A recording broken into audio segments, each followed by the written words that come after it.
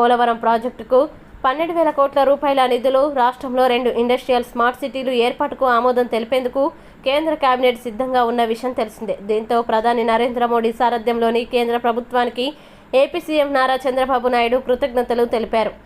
ప్రధాని నరేంద్ర మోడీ, కేంద్ర మంత్రులు నిర్మలా సీతారామన్, సిఆర్ పాటిల్కు ధన్యవాదాలు తెలిపారు.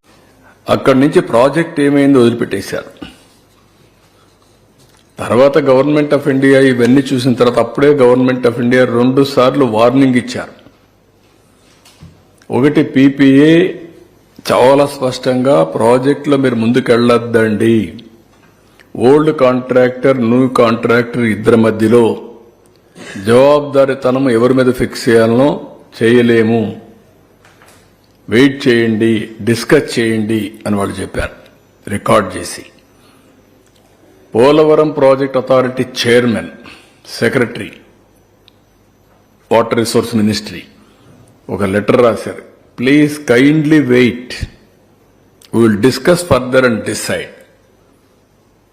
ఈ యొక్క సీరియస్నెస్ మీరు అర్థం చేసుకొని వెయిట్ చేసి తర్వాత చేద్దురంటే వినకుండా వెళ్ళారు. దాని పర్యవసానం మొత్తం ఇది డ్యామేజ్ అయినాక మళ్ళా గవర్నమెంట్ ఆఫ్ ఇండియా ఐఐటి హైదరాబాద్ని పంపించారు. మొత్తం ఇన్వెస్టిగేషన్ చేసి చాలా స్పష్టంగా ఎప్పుడు డ్యామేజ్ అయింది, ఎందుకు డ్యామేజ్ అయింది, అన్ని రీజన్స్ అన్ని ఎక్స్ప్లెయిన్ చేశారు. దానికి అడ్డదారిలో ఇష్ట ప్రకారం ఆర్గ్యుమెంట్లు పెడుతున్నారు. చేతగాని ఆర్గ్యుమెంట్లన్నీ. ముందు డయాఫామ్ వాళ్ళు ఎందుకు కట్టారు, కట్టలేదు. ఈసీఆర్ఎఫ్ డ్యామ్ ఎందుకు కట్టలేదు, లేకుంటే ఎందుకు కాఫర్ డ్యామ్లన్నీ పూర్తి చేసి నాకు ఎన్ని కట్టచ్చు కదా, అడ్డదుడ్డంగా. ఆ రోజు CWC, government of India, government of Andhra Pradesh engineers అందరూ కూర్చొని ఇవన్నీ కూడా ఈ సీజన్ లోపల పూర్తి చేసుకుంటే నెక్స్ట్ సీజన్కి మిగిలిన పనులు పూర్తి అయిపోయి ప్రాజెక్టు త్వరితగతిన అవుతుందని పెడితే, మీరు చేసిన తప్పుని కప్పిపుచ్చుకోవడానికి ఇష్టానుసారంగా తప్పుడు సమాచారం ఇచ్చి ఇష్టానుసారంగా ముందుకు పోయే పరిస్థితికి వచ్చారు. ఇప్పుడు వీళ్ళు చేసిన ఈ తప్పుడు పనులన్నిటి వల్ల 6 ఏళ్లు వెనక్కెళ్లిపోయాం.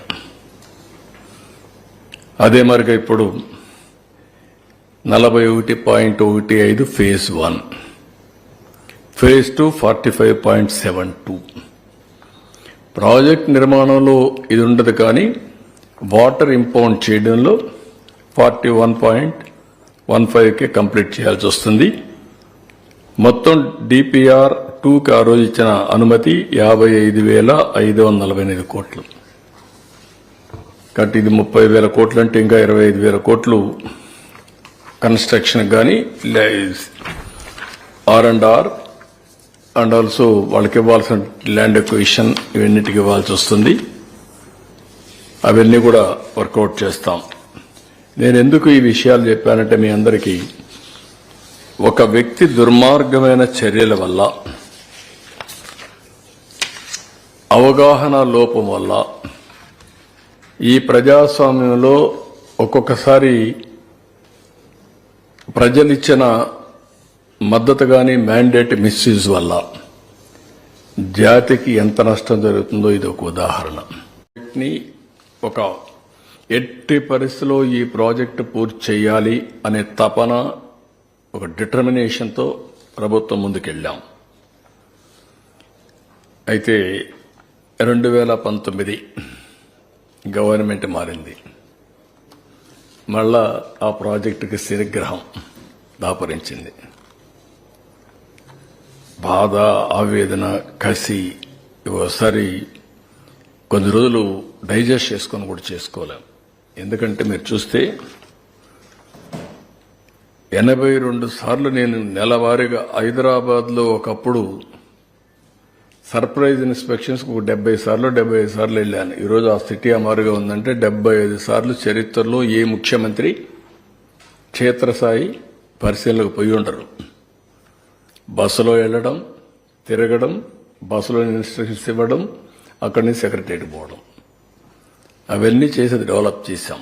అదే మరి 82 సార్లు వర్చువల్గా చేసి 28 సార్లు నేను ఇచ్చేసి, ఒకసారి పండుగ కూడా దీపావళి పండుగ ఏదో ఉంది, ఆ రోజు నేను అమెరికాకు పోతూ గడ్కర్ని నాగ్పూర్లో కలిసి ఆ రోజు కూడా ఆయన ట్రబుల్లో పెట్టి ఈ ప్రాజెక్ట్ గురించి మాట్లాడి వెళ్ళాను.